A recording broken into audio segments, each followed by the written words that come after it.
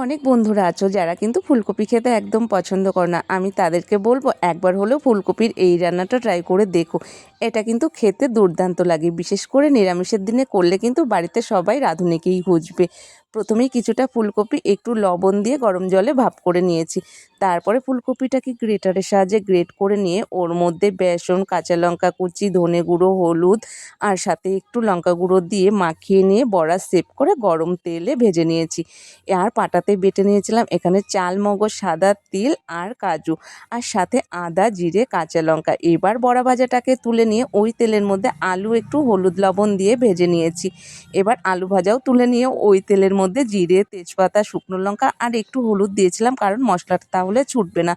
তারপরে কিন্তু আদা জিরের পেস্টটা দিয়ে একটু কষিয়ে নিয়ে পাকা টমেটো আর মটরশুঁটি সামান্য জলে নাড়াচাড়া করে নিয়ে ওর মধ্যে হলুদ, লবণ, ধনে গুঁড়ো, লাল লঙ্কার গুঁড়ো দিয়ে বেশ সুন্দর করে কষিয়ে নিয়ে তার মধ্যে দিয়েছিলাম ওই যে তিল আর কাজুর পেস্টটা, সাথে একটু হিং, কারণ নিরামিষ রান্না তো হিং দিলে তো আরও টেস্ট বেড়ে যাবে, তাই না?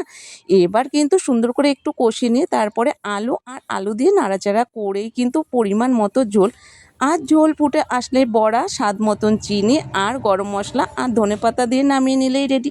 রান্নাটা কেমন লাগলো জানিও, ভালো লাগলে একটু ভালোবাসা দিয়ে পাশে থেকো।